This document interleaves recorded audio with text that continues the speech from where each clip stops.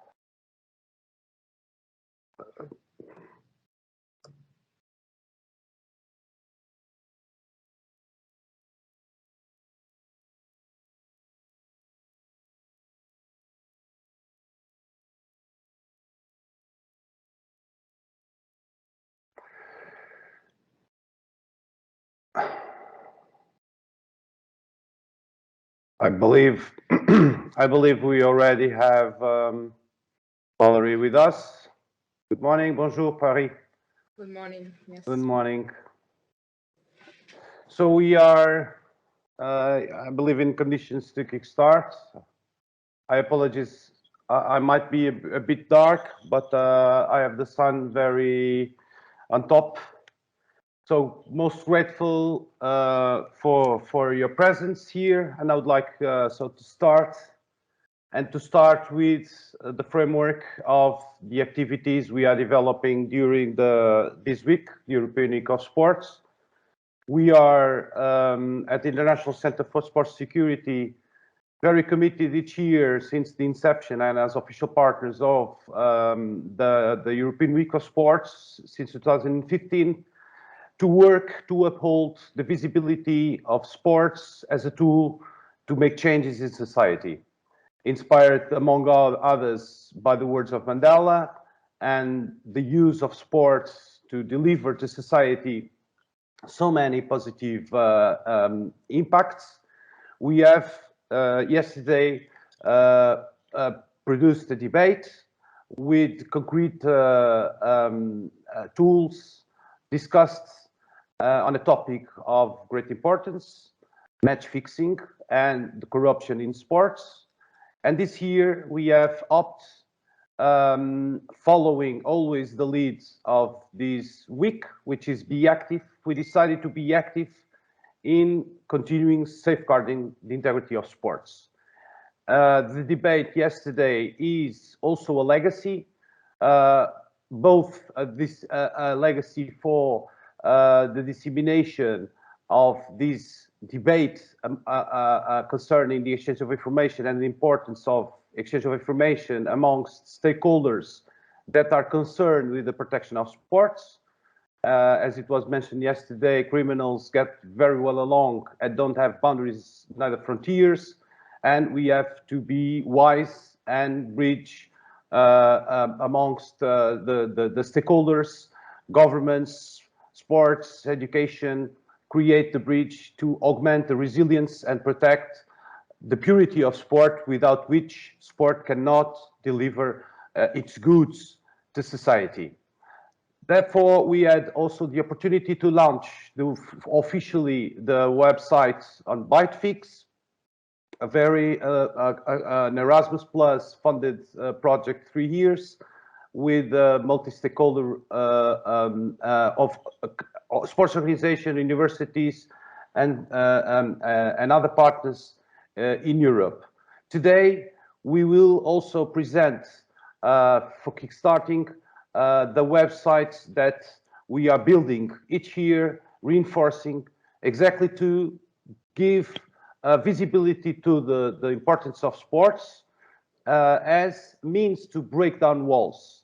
We decided to focus this year our second main debate around the using of the values of sports to impact society, with a focus on 3 main areas: gender balance and women empowerment, inclusion of people with disabilities, prevention of violent extremism, and radicalization.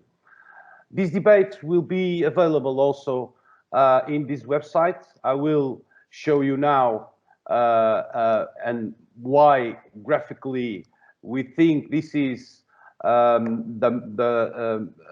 strong way and a simple way to showcase the power of sports on 2 ways. On one way, sports helps breaking down walls, those that we are discussing today. On the other hand, sports allows also to bring walls of protection towards the threats of sports. So we used to say we have, with our projects in several areas, we try to put a brick on the wall, but the wall of resilience to protect the purity of sports and to protect and safeguard its values. Without further ado, I would like now to present. So I invite you to look, disseminate, and help us continually build and reinforce this page that annually we use to disseminate the values and the importance of sports in society. It is a quite easy task today to organize this debate, since the panelists are so strong in their respective fields of expertise. We have a multidisciplinary group and a very high-level group, and so without further ado, let me quickly present you who we will have today. We will start by hearing my colleague and friend Baruz Balayev, that he's the director of Save the Dream. Baruz is also director of Legacy and Innovation at ICSS Inside, former Edward Mason Fellow at Harvard University. Baruz received also a LLM in Human Rights and International Law. He holds a PhD also from the Academy of Science. Baruz is particularly knowledgeable and an expert in the field of youth. He has a long experience in working with projects involving youth empowerment, adaptive leadership, and effective decision making. I think you will feel his capacity to see the big picture and also to describe how projects on the ground are efficient. We will have also my dear friend Catarina Salta, speaking from Athens, Pireu. Catarina works with the International Olympic Youth Center for protection, and she has also a long experience in working with youth empowerment and with the power of sport. Her activity is particularly inspiring since she became a volunteer in refugee camps and has brought many organizations worldwide and raised the attention to the drama and the difficulties of refugees coming particularly from North Africa. So Catarina will share with us also her experience on how sport has impact and can further impact in helping inclusion of these people, and namely in these three aspects: preventing radicalization and violent extremism, gender balance, and inclusion of people with disabilities. We will have also my colleague and dear friend, Mallory Tranois, that is working with the International Bureau of Education seated in Geneva, UNESCO body, that has also, besides her expertise in the field of law as a professor and in particularly in sports integrity matters, she has also a long wealth of experience working with programs within UNESCO, namely in Africa, to uphold the role of sports and to help the educational system with particular focus on gender balance and people with disabilities. We will be also honored to have Mallory giving a testimony on the experience in this area. We will have Magda Delange, a dear colleague now speaking from Doha. Magda is South African. She met personally Mandela, so every time we speak about Mandela, she has a particular knowledge and passion speaking about it, because she had the privilege to be personally with him several times. Magda heads the research and strategic studies at the International Center for Sport Security. She has a long track record in working in youth affairs, also very close with Baruz, that we will hear straight ahead, my colleague Baruz Balayev. Magda has also a very important characteristic in this field, which is she's passionate about the area of sports and youth. So you will see that she will be enriching very significantly our debate. Finally, my colleague and friend Alex Igual, a former Spanish basketball national team player that although a young professional, has already 5 years of experience at the high level at international in the international arena. He is studying currently international politics focused in sports, and I'm privileged to have him with us as project manager and coordinator. Alex will share with us his experience as an athlete on what impact the values had and what impact the lack of values he has assisted. Finally, last, my very dear friend, Professor Jorge Carvalho. Jorge Carvalho is Director of Sports at the Portuguese Sports Institute, and he's also a mentor of several Paralympic committees in Africa.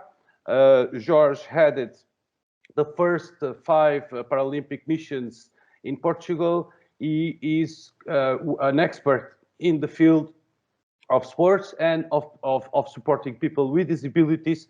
So he's a professor also at the University of Sports. And as you will see, he will inspire us all also with his experience and the examples of what we can do. So bearing in mind that we are using and helping the European Union to uphold the visibility of sports. Sports has a very huge economic dimension, an enormous social impact in the media, in our family lives, but sometimes is not seen as a policy tool, as an instrument for cohesion and to help building a more resilient society. I have the privilege to give the floor to Barus Balayev, and remembering namely the projects you were involved in India, in Darfur, in refugee camps, and showing how with concrete projects, we can, through agents of change, use the power of sport to change society. Barus, without further ado, thank you for honoring us with sharing your experience, and I give you the floor for the first intervention. Thank you very much. Thank you, Diogo, and thank you very much for kind introduction, and congratulations from the yesterday event, which was amazing, and as well as the launch of Bitfix. We're looking forward for further developments. Thank you. Dear friends and esteemed colleagues, allow me to thank my colleagues at the ICSS Insight for this opportunity and continuous support to European Week of Sport. In the times of uncertainty and when we don't know what to expect from the day ahead of us, it's reassuring and comforting to see that most organizations, programs and initiatives kept their eyes on the prize, which is the world where the sport is free from the wrongdoing, youth and athletes are safe, integrity of sport is preserved, and sport is doing what is designed ultimately to do, bring happiness, joy and unity to all. In the last 18 months, it was amazing to see how much was achieved from our living rooms, bedrooms, study rooms, and sometimes from peculiar places. Now we can see how sport is coming back, stronger and more prepared for challenges. In fact, today we are promoting slogan to be active, and I could see how everybody stayed active in this 18 months. By no means, I don't want to dismiss the challenges and wrongdoing in sport that evolved on the other side of the trench, as well as the vacuum of oversight and on the ground projects while this pandemics continued. It's not by coincidence I'm using the word unity when I refer to power of sport, unity around sport values that we are all promoting and working towards, and feeling of belonging that sport instills in the hearts and minds of young people is what we can have an impact in our lives, and many millions. Today, there are 1.2 billion youth of 15 to 25 years around the world. Today's generation of youth is the largest the world has ever known, that young people often form the majority of the population of countries affected by armed conflict, crime, and in general wrongdoing in sport. Among all, youth account for many of those adversely affected by armed conflict crime. Today, we see how major intergovernmental organizations are starting to paying more attention and seeing value in the power of sport and use as a leading engine of this tool. For instance, in July in 2020, UN Secretary General report on sport have emphasized the role of sport as a global accelerator of peace and sustainable development for all. And in recent years, counterterrorism policymakers and practitioners have put increasing emphasis on preventive or transformative measures that significantly expand the ability of the global community to take action against the threat of violent extremism, drawing on established practice from a variety of fields, including community policing, governance, risk management, social work, development, and peace building. A PVE approach largely relies on soft alternatives that provide an adaptive response to violent extremism that go well beyond the traditional securitized model. More countries are developing counterterrorism policies that emphasize multi-sectoral, comprehensive approach that focus on reducing the drivers that feed violent extremist groups and ideologies. While some governments have had policies and strategies for preventing and countering violent extremism in place for years, others are in the beginning stage of development. Sport is one of the soft alternatives to achieving PV objectives at local, national, and global levels. While it's a relatively new concept in PV arenas, it's quickly gaining ground as an innovative tool to build resilience against violent extremism. Interventions that employ sport to help refugees integrate and participate in community life, divert adolescents from gang or other criminal activities, promote health interaction between communities in conflict, or engage women all play an important role in developing skills, promoting equality, fostering dialogue, and building resilience against radicalization of violent extremism ideologies. We are witnessing an increasing number of European countries and international organizations who use the power of sport as an innovative tool. Hence, ICSS, through its Save the Dream initiative, have engaged and took a role in development of several major projects. Two of these, which I would mention, is in 2020, in February, the UN Office of Counterterrorism and its complementing partners, UN Regional Crime and Justice Research Institute, UNICRI, and UN Alliance of Civilization, UNAOC, and us, International Center for Sport Security, launched the 3-year global program on security of major sporting events and promotion of sport and its values as a tool to prevent violent extremism at the UN headquarters. Furthermore, in 2021, we have joined Radical Exchange project with our longtime partners, International Olympic Truth Center, funded by the European Union. For instance, last week there were several expert group meetings organized by all partners in several European countries, such as UK, Spain, Italy, and Greece. These projects are the example of where we are heading and how we are serious about power of sport to make a drastic change in lives of many people. But it's also very important that we need to keep in mind that when we develop these projects, it's very important that the youth are not just beneficiaries of these projects, but are also included in the design process of each step, each deliverable, each outcome, each meeting. So we are doing our best to ensure that youth are involved in all these processes. And this is how we can create the feeling of belonging that we are promoting. A feeling of belonging, which is very important, that the other side of the trench, the violent extremism wrongdoers, are trying to instill on young people. And we are fighting this in this side of the trench with our installation of the belonging feelings through the sport itself. Among other projects that we worked in last few years and to work towards the de-radicalization use, we're also doing the Sport and Development Project, which includes our locations in India, where we try to create a gender equality, as well as our projects in Darfur and an upcoming project that we are working in Libya, where the country is torn apart with a war and where the sport will create an education opportunity for the youth and children and bring the normality to their life. With this in mind, I would like to thank you very much, and I will be open for questions once we are passed to the next level. Thank you very much, and thank you, Diogo. Thank you very much, Barus. It was an entrance in the world of PVE, prevention of extremism, violent extremism and radicalization is still a fluid area where we are learning, but surely with these projects, it's the way to move forward. And nobody probably better than Katerina as the perception of how violence impacts negatively in the life of youth, young people, particularly of women. If the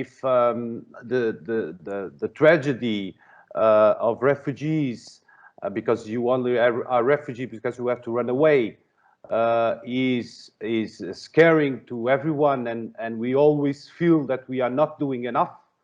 what to say about protecting women in such conditions that many times have kids on their hands. And you have been giving the example on how sports can help these women and can help the youth in particular to overcome some of the difficulties. There's no silver bullets, of course, in this area. But what is your view of the speed we are responding to these challenges, and what can we share to the governments and to sports organizations on how can we do better? Good morning, Diogo. Good morning, everyone, and thank you, ICSS, for this kind invitation in a very important during a very important campaign every year, a very important event. So today, around the world, people are on the move. They flee their countries to escape conflict, violence, persecution, and human rights violation. They seek to improve their livelihood. Looking at the society at large, migrant and ethnic minority women are belonging to the most excluded and vulnerable groups in Europe. They face specific difficulties and challenges and protections risks in transit, including family separation, psychosocial stress and trauma, health complications, particularly for pregnant women, physical harm and injury. They face unique challenges at home, on the road to safety, and in the host country, because of gender, because and as a result of being women. Very often, the common denominator of these challenges is exploitation and gender-based violence. They face a number of challenges in adapting to their new country, especially to the Western ones. Women arriving as asylum seekers may have to spend long, unproductive, and discouraging wait periods before having a clear opportunity to stay and work, with valuable time for early integration being lost during the wait. They frequently receive less integration support than men, both in terms of language training and active labor market measures. Additionally, women often serve as the main caretakers for children and elderly family members, and as a result, they're usually the last ones in the family to integrate and socialize outside their community. As we all know, sport can and does play a developmental and transformative role in communities around the world. Sport is a human right, and it shares many fundamental values and objectives as all human rights. In the International Olympic II Center, a member of the Olympic movement, we strongly believe that participation in sport in many different ways contributes toward inclusion to society, gender equality, elevation of qualifications, and prevention of sexual and gender-based violence. Thus, in 2019, we founded STFC, the first refugee and migrant women football team in Greece, and as we found later, in the entire region of Southeastern Europe. And the overall aim of this project is the protection, empowerment, social integration, and psychological well-being of refugee and migrant women, as well as the promotion of the Olympic values and the United Nations Sustainable Development Goals through sport. And I'm gonna, through our experience of STFC, I'm gonna answer to your questions, Diogo. So our objectives is to include and activate refugee and migrant women in sport, to teach and enable them to practice sport skills, to provide them an opportunity for organized recreation with emphasis in non-violence, discipline, respect, humility, and teamwork in a safe environment, to promote equal access to sport field, to raise awareness to the refugee population concerning what we're talking about today, the positive effects of being active, of sport and physical activity as part of a healthy lifestyle, and many, many more. I will not go into details about that. There are many challenges, of course, because it is a fact that in Europe, the sports sphere is largely shaped by and geared towards men. Although there have been some positive changes in the sports culture in the last few decades, there's a certain resistance when it comes to accepting women in an active role, not only as athletes and players, but also as instructors, coaches, or managers in organized sports. The world of sport remains plagued by many of the same gender inequalities that we see more broadly. Issues such as unequal pay, gender-based violence, a lack of target investment, and negative stereotypes and social norms. If women and girls are generally underrepresented in sports, this tendency is even more marked regarding refugee and migrant women and girls. They face even more physical, social, and cultural obstacles to participation in sports because of social and religious norms. And it's surprising how little interaction, even nowadays, there has been so far between the human rights movement, mechanism, and institutions, and the world of sport. And I'm sure we all agree that it's not only women who will benefit from a more gender equal approach in sport. The recent sad events in Afghanistan proved to all of us, once more, how difficult is the road to equality and a more gendered balanced world, how far we've come, and how far we still have to go. There are many actions that we have to take. For example, the sport clubs or the civil society organizations working with female refugees do not provide a sufficient number of demand-oriented offers specifically aimed at refugee women and girls. This has a direct impact on this group's participation in sport, since offers tailored to the needs of women and girls tend to be far better accepted than activities aimed at mixed groups. Also, refugee women and girls from all of us, I would say, from all entities, do not receive sufficient information on existing offers regarding sporting activities in their neighborhoods, in the environment in which they live, in their societies.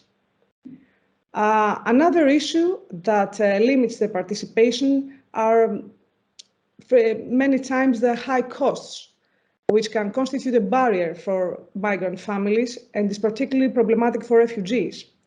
This includes sport club memberships, participation fees, transportation, the equipment, and so on.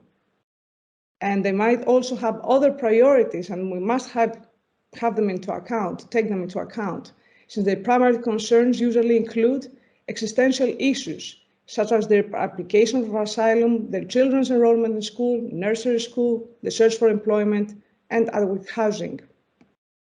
In general, there's a lack of support and empowerment of women and girls, of refugee women and girls. They do not receive sufficient support from their parents, but there's also a general lack of support, systematic promotion, and efforts to facilitate their empowerment on the part of organized sports. This raises the question of how their interest could be aroused and in how far role models could be used to promote alternatives to the traditional gender role, which would allow them to discover sports and learn about its positive effects in terms of health preservation and improved self-confidence and inclusion. There's a lack of specific promotion for refugee women and girls. Sport promotion specifically for girls that takes the needs of female migrants into account is almost inexistent. And smaller refugee initiatives and clubs willing to establish such offers for refugee women and girls face difficulties when it comes to obtaining funding and access to training facilities.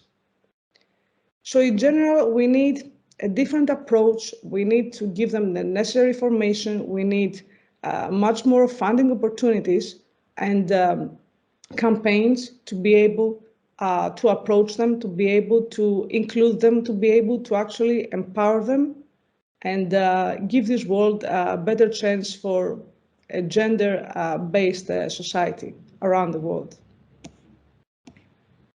Wow. It's my comment to your intervention. We know each other for some time now, but I think you brilliantly synthesized, well, the reason also why we are here by describing the true pain and the real and direct impacts that women suffer within the context. I would highlight in particular one aspect that you underlined, which is the lack of sufficient interaction between human rights organizations and sports bodies.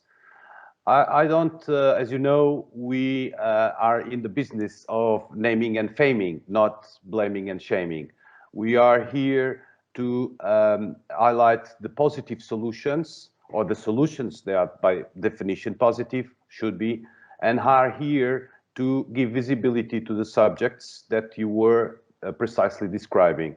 This bridge between the human rights world organizations and the sports universe is somehow identified in the first pillar of the Kazan Action Plan as a policy statement. but in concrete, we still see and feel this lack. The projects themselves, I think, should be, but this is the question that I launch, and we will go to each panelist. It's the question of speaking more and more about the importance of having, of addressing the blockages, of giving visibility to the difficulties that you have announced, particularly in the case of women, and do better, not only by enacting standards and codes. I think in this dimension, practical examples, like you said, helping mobility, concretely addressing campaigns to raise awareness to the importance of support women, and how sports as physical activities has so many spillovers, positive aspects. So, Katerina, heartfelt thank you for this, and surely this will be one of the main legacies of these events that will stay, to be visible and to say, to explain people that there is no fatality in the imbalance towards women. The focus on sport should not be a world's man, as you said very well, but we have to run. We have to run by the examples. And so thank you so much. Examples like Mallory can share with us, namely with a project in Africa that she's author, mentor, and executor of this project, which is exactly promoting the values of sports through education in Africa. I know that the director, my friend Ido, of the International Bureau of Education, is passionate about the use of sports and conscious of how it impacts positively in gender balance, protection of people with disabilities. But you will speak to us, you will talk a bit about what is your experience in that project, regional project in Africa, and what is your objectives towards these same goals. You have the floor, and our gratitude for joining us in this important day. Many thanks, Mallory. Thank you, Diogo. Hello, everyone. Today I had the privilege of presenting you the regional project initiated by the UNESCO International Bureau of Education in cooperation with ICSS Inside, and entitled The Promotion of the Value of Sport through their introduction in the curricula of physical education and sport teacher in Africa. This project is part of the extension of the Kazan Action Plan, which is the action plan voted by the Sport Minister of UNESCO member country. It was integrated in 2018 into the United Nations Action Plan on Sport for Development and Peace, and has therefore become an international tool aimed at guiding countries in the implementation of the sport policy. From the genesis of this project, many international regional organizations have been involved, such as CONFEMEN, ECOWAS, CONFEGES, UMOA, CAF, Olymp Africa, and United Nations agencies. The objectives of the project are diverse and take place over time. In the short term, the project will promote the value of sport, especially among young people in Africa.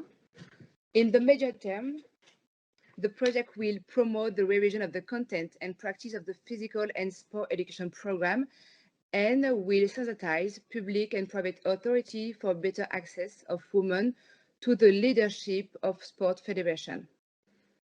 In the long term, this regional project will maximize the power of sport as a vehicle for peace, social cohesion, and sustainable development. The expected results of this project are also diverse, as you can see on the different slides. For example, better access to sport and sport activity for people with disability through better training of personnel. And for example, another example, better representation of women and women's leadership in sport governing bodies. Next slide, please. So how will we achieve this result? The project is made up of 5 components, which I will present you in detail. For each of the components, a national platform will be set up at the level of the pilot countries, bringing together all the partners, education, sport, health, higher education. For each of the components, the same methodology will be used.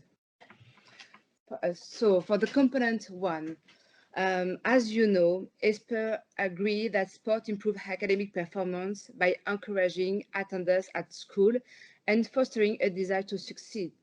Reports also state that practicing a sport stabilizes the growth of children and helps them perform complicated memorization exercise more easily. Conversely, the lack of physical activity is thought to be the cause of emotional and behavioral problems, but also of hyperactivity. The establishment of quality physical education is fundamental both for the health and for the cognitive development of the child. Component 1 of the project will have 2 objectives: create favorable conditions for the realization of the right to education for all, and promote children's cognitive development, improve their health and school attendance. To do this, an inventory of existing physical education and sport programs will be carried out. This will involve evaluating the application of the UNESCO Quality Physical Education Program, but also the advocacy for the relaunching of the PSE in school, published by Confeges and Confemen. This will be followed by a review of the PSE practices, the publication of a guide, and finally, the inclusion of training in the curricula. For the component 2, as you know, sport plays a crucial role in a global context strongly challenged by discrimination, insecurity, and violence. It has become a powerful tool that conveys essential value as solidarity, respect, and equality. In addition, sport is a factor of inclusion for all, which makes it possible to fight against stereotypes and which makes it possible to consolidate this base of peace for health societies. In this perspective, Component 2 will aim to promote fair play, solidarity, non-discrimination, and access to sport for all. To achieve this, an inventory will be carried out on existing tools to promote the value of sports, and then various education tools will be developed by UNESCO and its partners, such as animation photo, animation video, photo book, etc. For the component 3, sport is a passion shared by women and men around the world. It is therefore an engine of equality. However, various reports and studies show that the ratio between the gender in practice, but also the governance of sport, remain highly unequal. In this regard, the objective of Component 3 is twofold. First, raise awareness of sport governance in Africa based on gender equality, and second, ensure equal access for women to sports. To do this, the effectiveness of gender mainstreaming will be measured. This assessment will be a necessary condition on which to base action aimed at promoting policies and procedures that are more respectful of gender equality. Gender awareness programs will be offered, such as access to sports space and promotion of women's competition. Awareness-raising action plan will also be carried out. They will take the form of workshops with the participation of women leaders or man leaders who are committed to this cause. The component 4, it's about doping. Doping calls into question the essence of sports value by violating the ethical rules of sports. It is harmful to the health of athletes and taints the fair play and fairness of competition. It therefore damages the credibility of all sports. Component 4 will aim to combat this problem by adopting measures at national level in accordance with the anti-doping code, encouraging the establishment of international cooperation, and communicating about research results. The component 4 will focus on the accession and effective implementation of the International Convention Against Doping in Sport of UNESCO, a doping prevention program for amateur athletes in training and high-level club will be created and implemented. Finally, recommendation and awareness workshop will be offered to fight against doping more effectively. Finally, the component 5. So according to the United Nations, 1.5 billion people have disabilities worldwide. These people are denied access to the most basic public services such as health and education in many countries. Sport is not exception to this sad fact. Indeed, very often the teaching and training staff do not have the theoretical capacity to adapt the practice of their teaching to people with disability, nor the practical capacity and adapted tool for quality support and disability sports. Component 5 aims to facilitate access for people with disability to sports activities through appropriate training for teachers of physical education and sport. Within the framework of this component, various activities will be carried out. Creation of an inventory of the condition of access for people with disability to sport activities, and integration of a curricula in training program for education staff, including a practical guide. We are currently looking for sponsors to implement this project. Regarding the pilot country, different countries have marked their interests, such as Burkina Faso, Ivory Coast, Morocco, Mali. Even if this project targets the African continent today, it is intended to be implemented beyond these continents. The official launch of this project is planned during the Cannes. Various workshops and a conference press will be organized. On the last slide, you have a non-exhaustive list of our main partners, such as ICSS. Thank you for your attention, and thank you, Diogo. Many thanks, Mallory, for a very comprehensive presentation of the project. It's indeed very inspiring to see the logic of using sports, but in concrete pillars and hopefully in curricula in schools. Is that same connection, building the networks that deliver to society both vigilance, like Lincoln says, freedom depends on constant vigilance, and allowing also to make the improvements in place in the schools, in the school system. So we are eager to continue executing, proceeding the project, engaging more governments, and look forward to continue working with the Bureau, of course. And we are most grateful for coming and presenting the project today with us.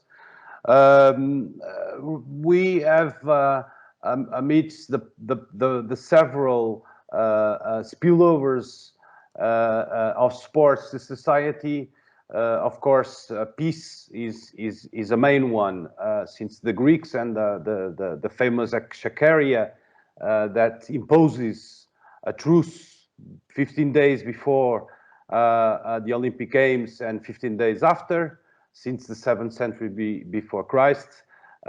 Sports was understood as means of putting people together.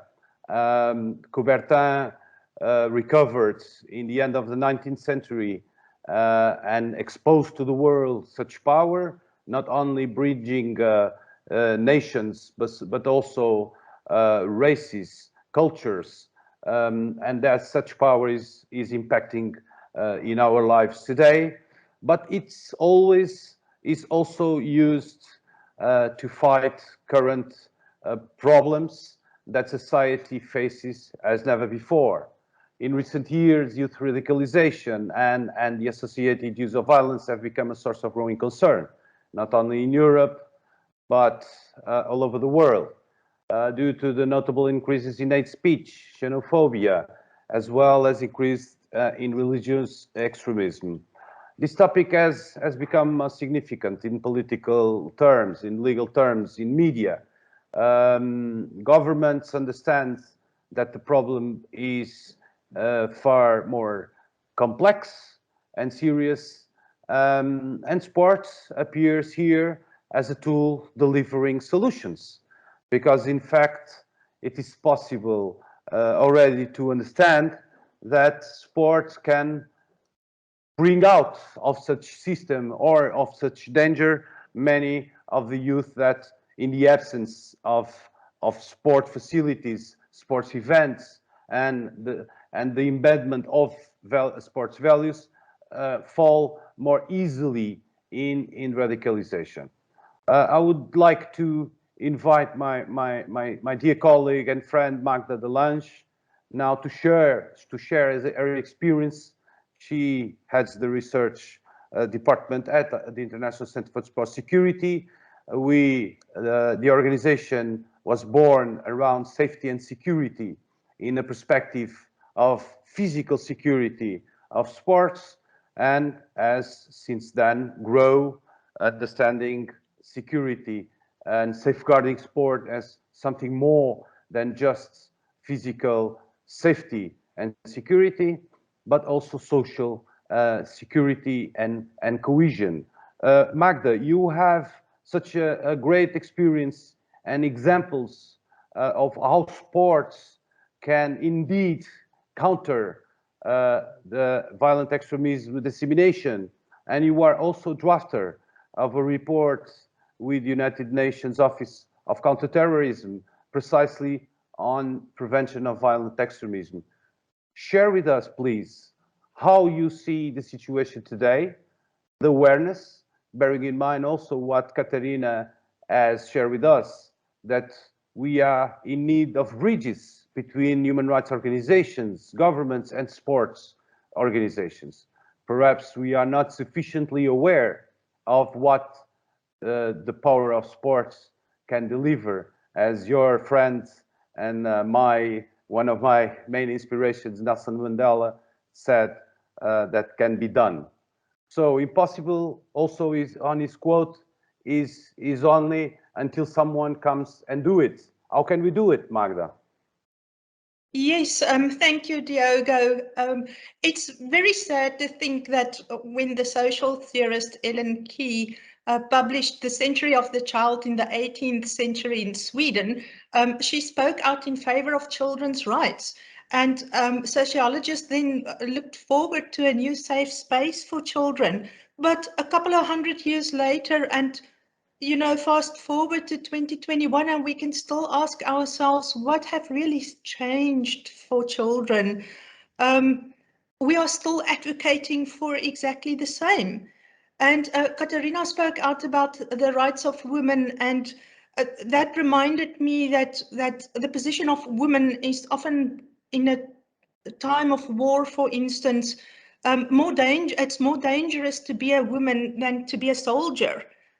But then what when those soldiers are actually children and youth? Where does that leave us?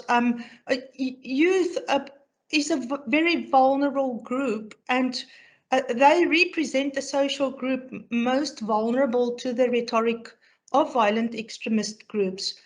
However, youth are powerful agents of social change. And I should actually have thought about inviting a young person or a child to share the screen with me. However, I'm also aware of the fact that it is school at the moment. So even though I'm talking for children, we should consider including youth and children in these conversations. Youth voice can be a game changer. When the voices of youth are heard, they are empowered. But unfortunately, it is also so that youth voice is often interpreted as just young people. And that leads to the tokenization of youth in security processes rather than a genuine effort to work towards a systemic change and remove societal barriers to youth empowerment. Youth must be given a voice in building a future free of violence.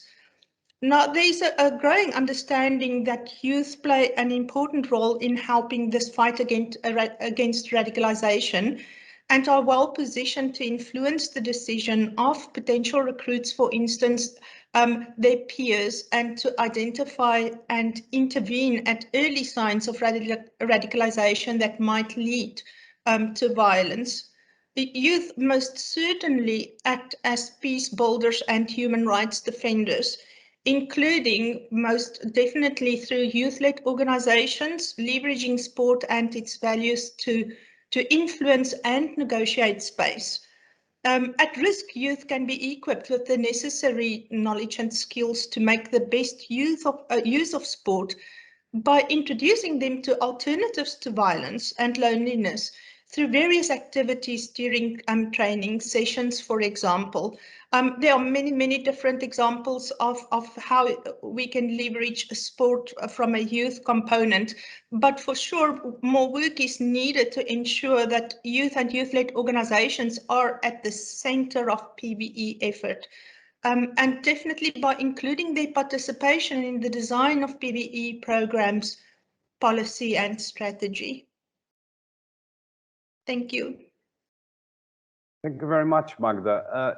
I know that you campaign the trends and evolution on the response to the prevention of violent extremism. And one particular question I would like to address to you, also because you have worked with the World Health Organization during this COVID period. If we are fighting constantly to engage youth in the decision making, like also Baruz mentioned in the beginning, and we are fighting to engage them. What are how do you see during this period of COVID, since youth got more apart, but at the same time more engaged in let's say communication through internet, and also more exposed to the attacks of radicals that try to persuade? How was the evolution, and how do you think how vulnerable are now our kids, and are we doing enough to monitor what is being done by radicals? I definitely think that youth is more vulnerable than ever before. It's a turbulent period for everybody, and even more so for young people going through many changes on a daily basis. I think there's so much more we can do. There's a big focus on traditional sport and sport values from that perspective. But there's been a huge shift towards esports, for example, and there we can look at two different angles. Youth and young people and children use gaming to communicate with one another.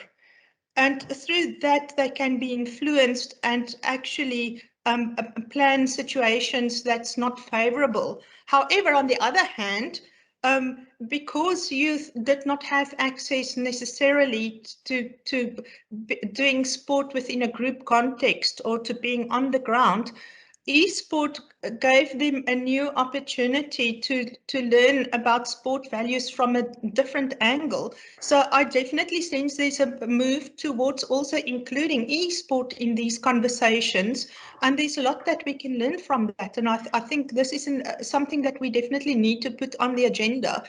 That's so can I is a youth area. Can I conclude that you are more positive in the sense that although the risks augmented, there's also a better perception and instruments like esports taking advantage of gaming? Yes, absolutely. It's growing, and it is more positive. Thank you very much, Magda. We will return in a round to all the invitees that honor us with sharing their reflection and giving testimony to strengthen our mission here, which to be active to safeguard the integrity of sport and to uphold the power of sport as a policy tool to change society. Thank you so much, Magda. You spoke about the values, the importance of the values, and the new instruments that we can use both ways, not only to avoid criminal infiltration and radicalization, but also in the positive in a positive trend. Values impact in athletes, we know that very well. And I will now give the floor to my dear friend and colleague, Alex Igual. Although you are very young by face, you have already a long track record in studying and working in an international environment with your background as an athlete. Share with us how you see the current situation and how you see that how the values that you transported with you as an athlete in that Coubertin dimension of physical activity and also mental existence all together are the athletes, how it was important to you, how you felt that changed or helped your career, and where did you identify the lack of such values would impact negatively in other colleagues? Thank you. Thank you, Diogo, and to all the panelists. It's an honor for me to be able to share my experience here today during the Be Active European Week of Sports. So even though the response to your question is very simple to say, it's not as simple to execute in terms of how to get into the importance of the values of sports in athletes, right? So why is so important to transmit these positive values through sports? Well, we could potentially say that it's important because we shape and educate a society, which is true. As UNESCO has stated, sport can teach values like fairness, team building, equality, discipline, inclusion, perseverance, and respect. And all of these values can help improve different social issues like the ones presented before and after me during this interactive forum. And that's why sport is such a powerful tool, because it has the power to provide a universal framework for learning values, contributing to the development of soft skills, and all of these are very much needed for a responsible citizenship. And I'm talking about citizenship because I'm going to try to focus on the athlete side because of my experience, but these can be related to anybody, somebody who's doing sport for leisure or somebody who's doing sport on the weekend with their family. As I mentioned, I'm going to focus on the professional athletes, but these athletes have been kids before, and they have been involved into all of these situations that we've been talking before during this webinar. First of all, I would like to share that the fact that not all the athletes have the same experience, but in the overall scheme, it is important to increase the awareness on how important the values that sport can transmit can affect somebody's life in many, many different ways. Professional ways, in terms of relationship with your family, in terms of tackling different barriers and social issues like inclusion of people with disabilities, women empowerment, prevention of violent extremism, etc.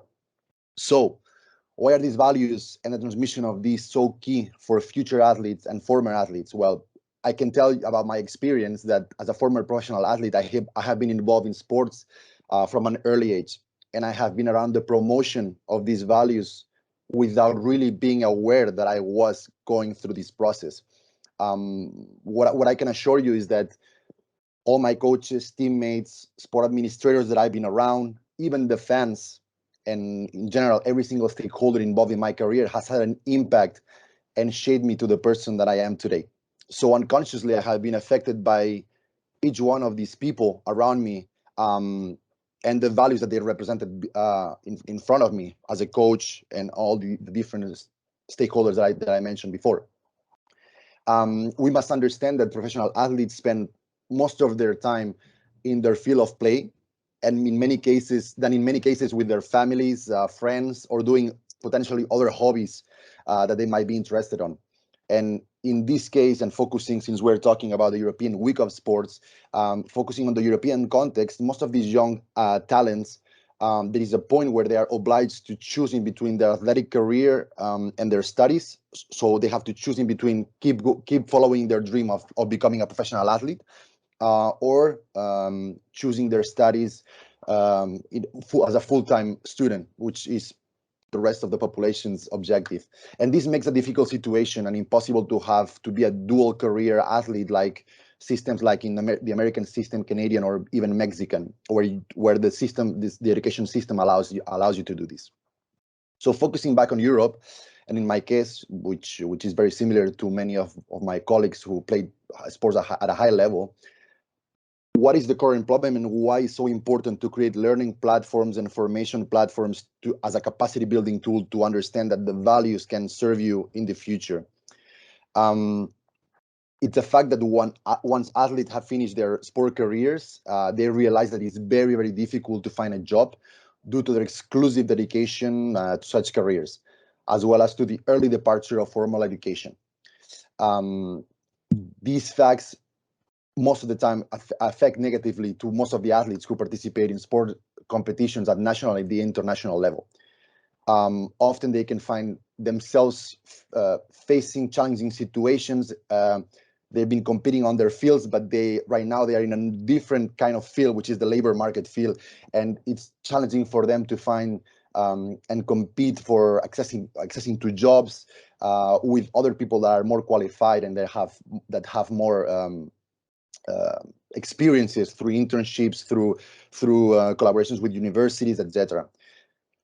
So this adds to the psychological impact of leaving aside the life of an elite athlete with the uncertainty of what is going to be or what is going to look their future, how is their future going to look like, and the fear for many of them that all the accumulated merits that they had on the field will not be enough to be competitive in a demanding and changing labor market, and especially right now after COVID, where a lot of different markets and industries have been impacted by this pandemic. On the other hand,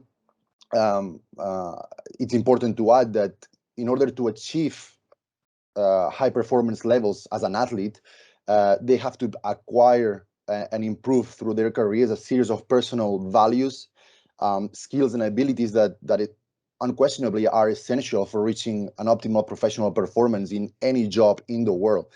So, I mean, I would like to read a quote or a state from the European Lifelong Guidance Policy Network glossary. The transversal competence, and when I'm talking about transversal competences, I could talk about values transmitted through sport, are relevant to jobs and occupations. And these skills might also have been acquired through non-work or leisure activities or through participation, education, or trainings. So they are very, very important to understand that they are not only affecting you as a person, but they are affecting you as well on your next steps in life. As part of the International Center for Sport Security, ICSS Insights, that's how I was brought into the team, and I'm very proud to say so. We have been involved in a project called Elitin, funded also by the European Union, that tries to tackle this issue in the most effective way and educational way as well. We always look for a positive impact using sport values as a capacity building tool. So all of what I've mentioned before, we're trying to put it into a package with this project.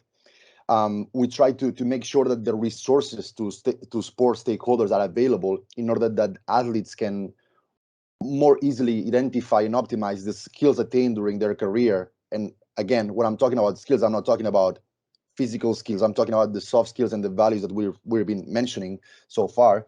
And in that respect, we created a charter and a series of standards with the aim to assist these athletes throughout their competitive high-level careers and into preparing them for the future in the most resourceful way.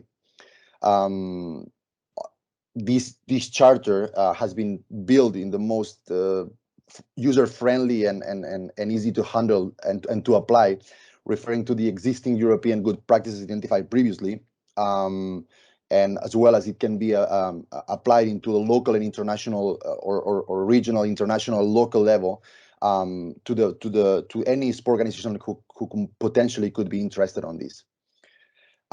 So in the overall conclusion from my side as a former professional athlete, I would like to say that sport values help tackle and break down walls and barriers in society, which is very much needed nowadays, obviously regarding to gender balance and empowerment, prevention of violence, extremism, radicalization, inclusion of people with disabilities. But also, it has a simple task to assist and help the human race in general to acquire certain values that can be used at any level, which is very important to highlight this, at any level in a daily life. And as simple as this can sound, we all need to push through our organizations, of all the panelists that are here, but everybody on a daily basis, the dad who is coaching the grassroots level kid as well, to be able to achieve the goal of sharing positive impact, positive values, to have an impact in society. And personally, I look forward to see what the near future has in store for us in terms of this issue and how important the power of sports is to change society. So yeah, thank you so much, Diogo. Many thanks, Alex, for an inspiring intervention and passionate and knowledgeable, because you felt in concrete how those values and the acquisition of those skills were shaping you. So we are mainly in an area where we have to raise awareness. Still, there's a long way to do. These are, of course, always individual processes, but we are ambitious and we aim to create collective safe environments. And for that, we need to acquire those competencies, but also to be aware that those competencies exist. So thank you very much. I will return to you quickly to a final question, but many thanks for such an inspiring and clear intervention. Last but not the least, my dear friend, Professor Jorge Carvalho. Typical barriers for people with disabilities, we say, to participate in sport include lack of awareness. And that's why I was bridging the question of sometimes we are not aware of the problems, like the Alcoholic Anonymous principle. You have to be aware of the problem. If women are many times invisible, and as mentioned by Caterina, by Magda, are normally the weakest link and who suffers the worst impacts. If they are women and a person with disability, they have a double disadvantage, so they're worth the double of our efforts. How to involve people and governing bodies, sports overall, in the conscience that programs directed to people with disability are critical. How do you see the scenario evolving? Are we in better shape, or are we still very slowly building a better world for people with disabilities in sports? Hello, good morning, dear Diogo, dear friends and colleagues. It's an honor for me to participate in this webinar from ICSS. I think it's very important, this team we are speaking about the inclusion of people with disability. And congratulations also for the image for the campaign to break break walls. About the scenario, I live with one dilemma. For example, I live with the progress of society, but in the same times, the ancient society remained with us. For example, the medical doctor Sir Ludwig Guttmann in 1972 in the first Olympic Congress, he said the medical doctors and all the society, they are waiting that the people with disability will have a few time of life, and the destiny is the death. In this time, you have the report of the United Nations, the High Commissioner of the Human Rights, in the several countries of the world. The people with disability, they kill. For example, the report about albinism in several countries in Africa, in Tanzania, for example.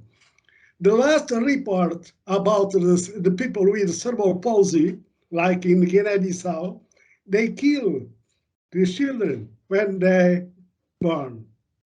And for me, the scenario, you have a progress, but the old Sparta still with us.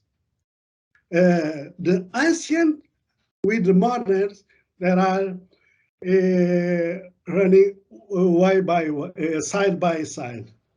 The situation of the people with disability is not good, because the people with disability belongs to the vulnerable population. For example, the poor people, the people live in the risk of poverty, the children, the young, and the elder people, and the human also, and the people with disability in general, and the immigrants, the refugees, and the people suffer from disaster, as Baruch say, in the Mozambique with the floods, in the Angola with the war, in the Bosnia-Herzegovina, and the Darfur with natural and artificial disaster. The situations, as the European Union say, the presidency of Austria, the presidency of Romania at the European level, and the report of the European Union say the progress is very slow and the results is very little, but the barrier still remain great barrier for the people with disability. My questions about the sport, as Diogo say, the sport have greater responsibility, and the values come since ancient Olympic Games in the Olympia in Greece. And in the 1922, the United Nations, through the international labor organizations, they have the corporations. And now all the governmental organizations, semi-governmental organizations, and non-governmental organizations, they recognize the importance of sport, the values of sport. And the sport have each time more responsibility. For example, the last resolution of the European Commission in the 2018, they say the importance of the economic dimensions of sport and its socioeconomic benefits. The sport is important for education, the sport is important for inclusions, for the tourism, to grow the jobs, to create the jobs and to grow the economy. But if analyze the last budget of the European Commission, for example, in the Erasmus Plus sport, the budget for 2021 is 53 million. But at the European level, the 53 million is about 10 cents for each per capita. Is very few. And the budget for 2021 till 2027, the next generation EU and the multi-financial framework, the sport is not included. But the sport also have only the responsibility at world level in the several fields. And now with the environment, with the green and low carbon in Europe, and more connected people in Europe, and more social Europe, always you have more responsibility, but less means less money to develop. And my proposal, I think it must to have a holistic approach at the macro level and meso level and micro level. At macro level, the political measure is very important at governmental and non-governmental. For example, it can look for the inclusion at the non-governmental organization, sport organization. In the 206 members of the Olympic Committee, and about 163 is the National Paralympic Committee, only 4 countries have emerged Olympic and Paralympics. Like in Norway, they have only one organization for Olympic, Paralympics, and the Confederation. In the Netherlands and South Africa, in the United States of America, in the 2019, they emerged Olympic and Paralympics. And the first level must to define the measure in the inclusions. And the second level, the organization must work together to have articulation between several levels, national level, regional level, and local level. And at the micro level, it must work in access and participation of people with disability in the regular structure of sport. But it must change with the change the mentality, the campaign, like awareness about the values of inclusions, the values of the human rights, the values of the gender equality, the children. It can work at this level with the teachers, with the trainers, but it must to develop the capacity building of the organizations as well, the human resources is my point of view about the contributions for inclusion of people with disability. Thanks, Diogo. Well, also, George, you also always inspire people. You're not only by words, but by deeds, by the results of your work all your life, raising awareness for the importance to uphold values, and you are one of the fathers of the National Plan of Sports Ethics, and with a focus, very particular focus on people with disability, and to support people with disability. So we can walk the talk, and you are an example of that.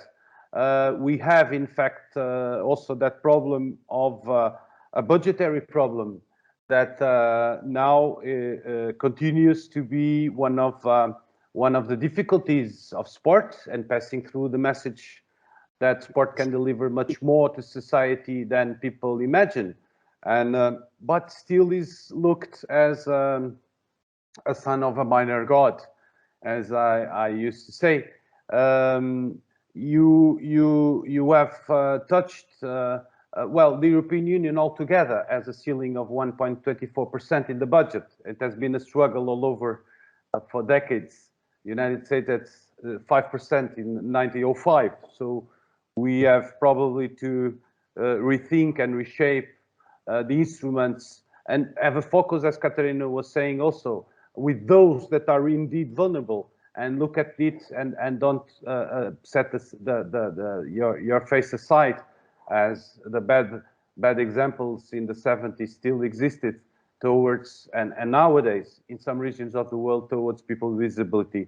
Thank you very much, George, for inspiring once again us all, and to give this testimony and this legacy to building up better policies. We have fought a lot to have sports inscribed in this recovery plan. In some countries that is the case, in others it isn't, and it's a shame that in fact this historical opportunity to put sports as a policy instrument was missed in the resilience recovery plan at European level 2027. I will, as we run within schedule, but with 8 minutes to end, my challenge is the same as yesterday. Also, bearing always with focusing on the legacy, the importance of leaving these tools available for students all over the world, for people that are committed to find solutions. My challenge will be, in a nutshell, giving 1 minute to each of the panelists and making the round and following the round with Barus, Katarina, Mallory, Magda, Alex, and George to ask you in a minute, what would you say to a decision maker you choose either a government or the sport governing bodies on what should be priority? The budget, the programs involving education. What would you say in a minute to a decision maker, a policy maker, on how to uphold the values of sport and make use of sport to protect human rights and protect what is, in fact, the most important of all? Thank you, everyone. I will not make final wrapping up because you will do it by leaving this message of what you think should be said to decision makers and to sport governing bodies on how to, in practice, uphold the values of sports. Thank you very much on behalf of the International Center for Sport Security and every partners and colleagues. And Katerina, you have the floor once again. Baru, sorry, you have the floor first. And thank you once again, everyone.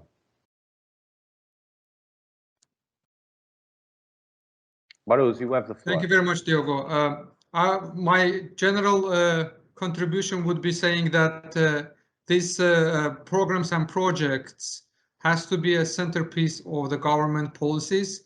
Many policymakers and the governments do not have the PVE in their national agenda as a PVE policy in their laws. So it will be important that they are implemented and added. Moreover, the projects and the programs on sport for development and using sport as a tool are important. Investment made today is twice less than investments will need to be made on these programs tomorrow. So it's best to take an action earlier rather than later. Thank you. Many, many thanks, Barus. All the best and salutes to Doha. Katerina, Athens. My dear friends, you inspired me very much today. As everyone, thank you so much. You were particularly clear. And so what did you say with your your courage that is singular also? I would say, as we say in Estia, our team, our motto is a ball can change the world, but we cannot do it alone. We design, we implement these programs, all of us, not only the International Olympic Truth Center. So we have this in small, short interventions, which are not sustainable. Without the necessary support, without the necessary policies, without the actually authorities to take over, I mean, we're starting something, but all these have to be continued, if not supported, first of all, and secondly, continued by the state themselves. And since all these governments have also been engaged, they have declared that they have this goal, the United Nations Sustainable Development Goals, and there are so many of them involved in what we're discussing today, the well-being, the sustainable societies, communities, peace, justice, and strong institutions. So where are the institutions? We need them next to us, on the same table, with our beneficiaries, with the people who actually need our support right now, until they are able to stand up on their own. So we all have to be on the pitch together. In football terms, my terms, we all have to sit together on the same table. And without them, unfortunately, we will not always have short, small interventions, not sustainable. So we're here, we pass you the ball and let's play together. Thank you very much. That's exactly what we have been doing, walking the talk of multi-stakeholder cooperation. And as George was saying, an holistic approach doesn't mean solving all the problems altogether. It means that you have the map of the mind and you know what you can do. And before an overwhelming task, you have to split it and start by the ones you can. And we can, frankly, do much better. In any case, for all of these objectives, we have to uphold the position of sport as a policy tool and not only as a mere recreational activity or an entertainment activity, which it represents to many people all over the world also, but that is only a part of the delivery. Once again, thank you so much, Katerina, for inspiring us today. Paris, or perhaps Geneva, a last word for decision makers.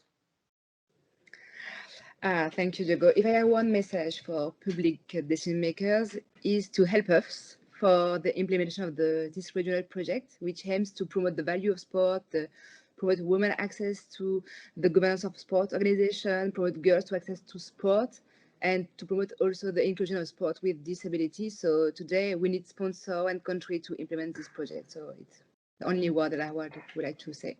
A very clear and straight to the point message, as always. Thank you so much. Merci bien. Magda de Lange. Thank you, Diogo. Yes, I would say that they need to ensure that youth remains at the center of all PVE effort, including by inviting their participation in the design of programs, policies, and strategies. I would say roll with the interests of youth and young people. And like we said before, it's not only on the ground sport, but esport provides an innovative way to tackle violent extremism. It's an enriching factor in the disruption of the lives of young people, especially during a crisis such as COVID-19, because esport and gaming can help to counteract the effects of loss of other forms of play during a period like this. Esport is also naturally inclusive and genders can compete equally. From a programmatic viewpoint, there's opportunity for longer connectivity and therefore longitudinal engagement, which I think governments would be interested about. Many thanks. Fully agree. And let's hope that this legacy will reach some of the good years and good souls that we know also there exist and are out there. We just have to keep doing better. Thank you so much, Magda, and it was really an honor and as always a pleasure to hear your testimony and your experience and passion with this area. Thank you so much, Magda. Alex, igual, you were playing very well today. You scored a lot. So what would you wrap up and say to decision makers? I would highlight the word education. This is for me the key to create legacy in any single thing that we want to accomplish, and provide society with tools and knowledge, especially at the grassroots level. And then education, I would love to say that it's the connection and the synergy between what we were talking, the implementation and the acceptance of governance, but also the people who are on the field really doing stuff like putting in place the programs that we all here can create, but people who are on the field as well are very important. So creating this synergy between governments and policymakers and the people who are applying the projects as well through education. Many thanks. Fully in line. Also, thank you for your experience, for the clarity of your ideas and the way you express them, and for all the good work you have been doing for safeguarding sports. George, my dear friend, I know that you have lots of messages for governments all over the world, but you have to pick just a couple. And the message is clear for me. The politician must exercise the power. they must have the power to make the best decision. Sometimes the politicians have a fear to take the more difficult decision because they are waiting always for the results of the elections.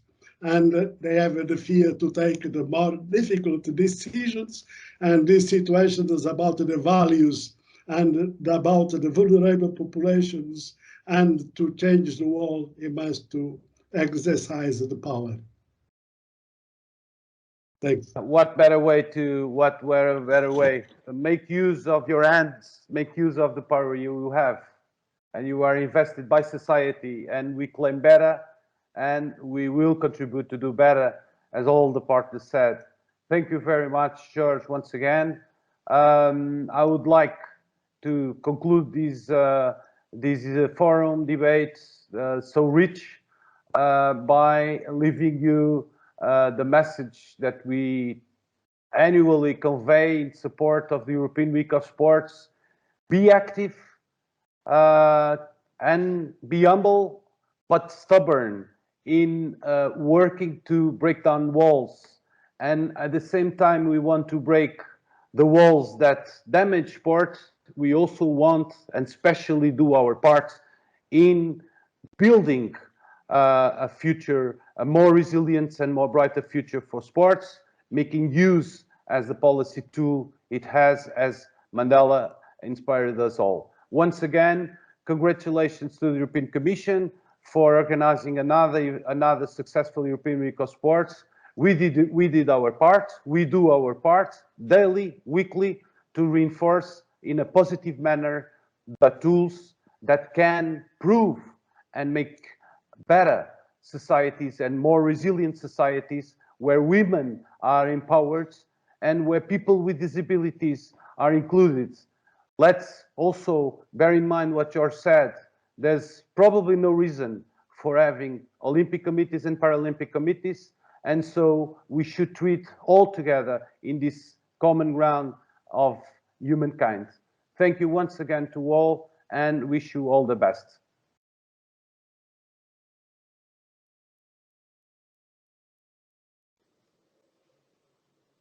Thank you. Thank you. Thank you, Diogo.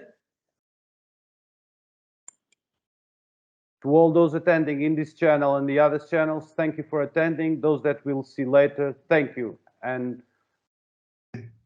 use values in sports.